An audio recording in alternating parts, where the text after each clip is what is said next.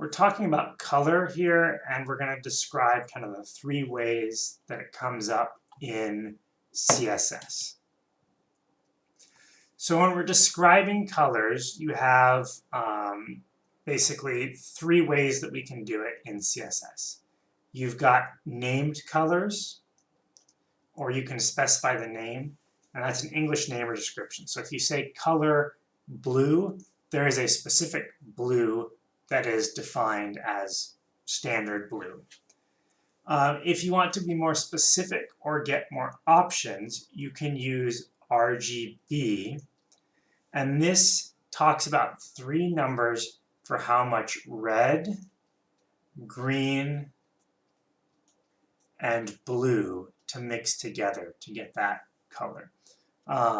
There's a lot of interesting physics and kind of color science behind this, light science behind this, but basically you can imagine if it's just red, so if the red is the big, like red is 255, green and blue are both 0, then it's going to be the reddest red you can have.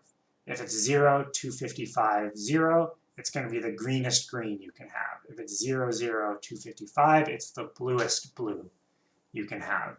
And then if you have some combination of those things, you can imagine how we get different colors from that. You'll sometimes also see this represented with hex code.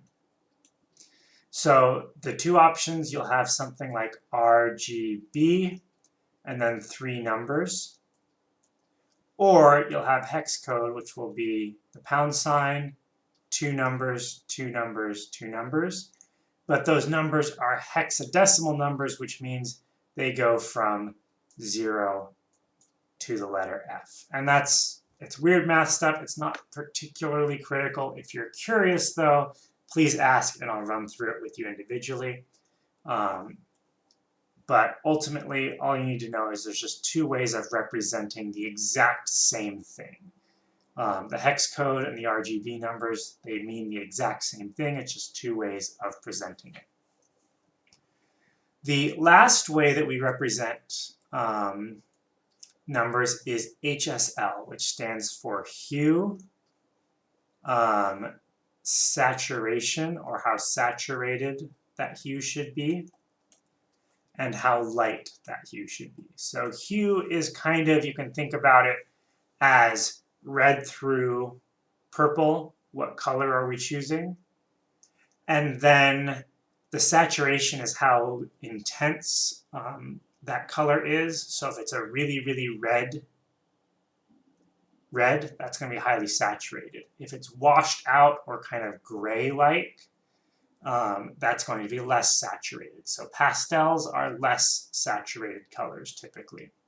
And then lightness is basically from light being white to dark being black.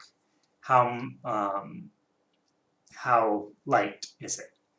This is something that's a lot easier to understand if you just see some color swatches, which will be in one of the activities. You'll see how those vary, and you can kind of get a feel for, okay, I see how lightness works, I see how saturation works, I see how the hues are the different colors. And then lastly, for RGB and HSL, you can specify the opacity by specifying what we call the alpha value with an A, and this is just 0 through 100. So if you want something to be slightly transparent, you can give it an alpha value of, say, 50. And that's how we describe and specify colors in CSS. Again, there's three options: name, RGB, HSL.